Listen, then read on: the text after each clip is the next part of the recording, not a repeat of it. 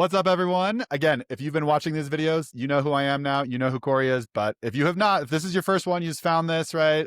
I'm Dr. Matt Allen, CEO and co-founder of DifferentKind, here with Dr. Cory Scheer of TrustCentric. And we are talking today about our most trusted dentist product and the 3 building blocks of trust. We already have videos that we'll link to and make sure that you can find in terms of the first 2 building blocks of trust, which are competency and problem solving.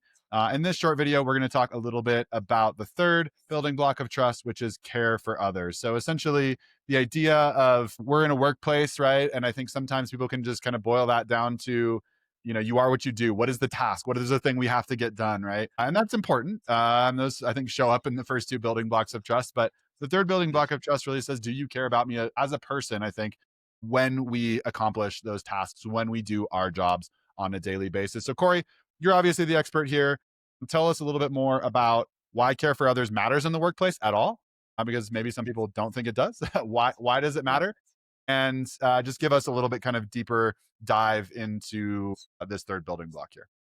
Yeah, thanks, Matt. Care for others, it really is such a critical 3rd component of the 3 building blocks of trust. Obviously, we want to have individuals and teams and organizations that are highly competent. We want to be great problem solvers, not only in responding to problems, but anticipating problems. But 3rd, and just as important, equally as important, which it's important to note that not one building block is more important than the other. It's the sum of all 3 that really makes an organization as trustworthy as possible. But care for others, let me tell you what care for others is not.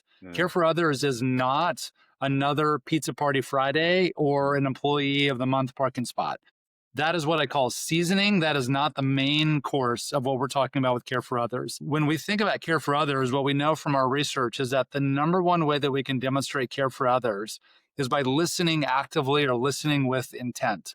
And then followed closely is demonstrating empathy and sympathy, and also demonstrating a strong care for the needs of the whole person, not just their physical need or not just their emotional need, but all of their needs. And that's something where, when you think about the work of a dental office, you are engaging so many different needs. And those needs expand beyond perhaps just the toothache. There's a lot that's wrapped up in the work that you all do. And so one of the things that I'm sure is very, very true is that the notion of care for others comes actually quite easy for healthcare providers, but actually thinking about how we care for others with our team members across the organization is something that is just as important. One of the things that I also wanted to touch on briefly, and then Matt, I'd love to hear your thoughts about how care for others shows up practically within dental offices. But when we think about the topic of empathy, I think it's important that we identify there's a few different types of empathy. There's obviously cognitive empathy, where you can understand maybe what somebody is going through right now. Then there's emotional empathy, where there's a connection that you have with that person's emotions, or you are willing to put yourself in that person's shoes in terms of what their emotional dynamic is right now. But then the 3rd part of empathy is a compassionate empathy. So that's where you are coming alongside, you're meeting them where they're at, you're helping them in some ways. And so sometimes one of the ways that we have to think about caring for others in the best possible way is to identify which type of empathy is most appropriate for me to be demonstrating for other people right now. Maybe it's not always compassionate empathy. Maybe what that patient or that coworker needs right now the most is cognitive empathy, or maybe it's more emotional. So this is where care for others, it becomes more nuanced, but it's critically important that in addition to competency and problem solving, that we're also elevating the building block of care for others. So Matt, I'm curious, how does this show up, specifically the building block of care for others? Yeah, it's a great point, Cory. And I think one of the things that I'll go back to before I maybe dive into that real quickly there is just the first action that you mentioned that generally actually helps people feel cared for is listening. And so whether or not you're able to say, does this person need cognitive empathy, or do they need emotional empathy, or do they need compassionate empathy? Generally, I think the first action of that is probably always going to be some sort of reflective listening, in terms of like, wow, that sounds really hard for you, instead of like, you should just get over it, right? Or whatever it is. And so Right. being able to listen first is, I think, the skill that it just becomes the way that you see the world in so many ways, that when we do this well, people feel cared for. I think Yeah. we both understand that, know that. Certainly in my work and my expertise in motivational interviewing, we see that a lot. And so I'll just start there. I think that in healthcare, you're right. We all have this kind of like, it's a helping profession. It's, something Mhm. where a lot of people get into it because they do want to help.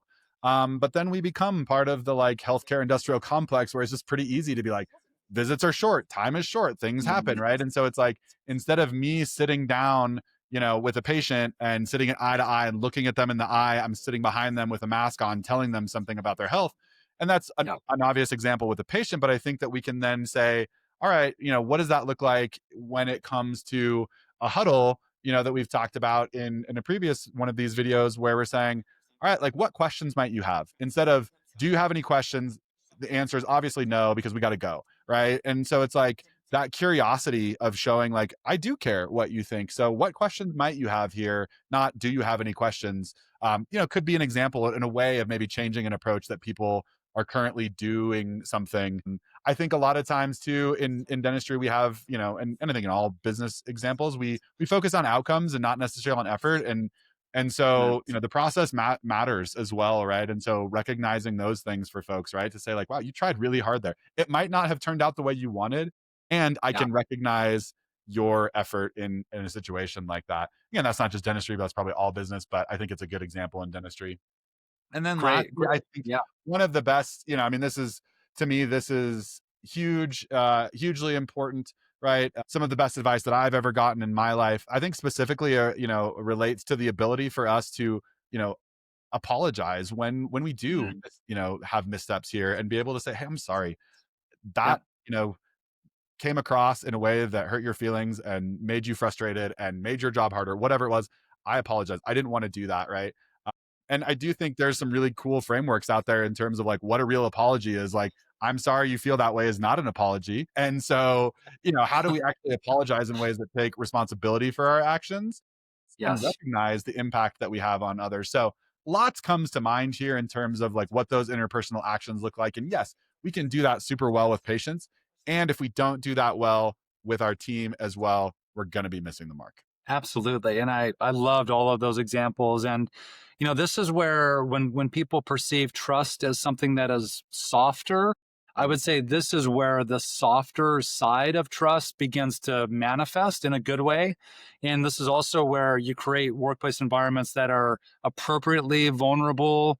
There's strong levels of honesty and forthrightness, but it's not in a way that is punitive. It's much more helpful and generative and forward looking.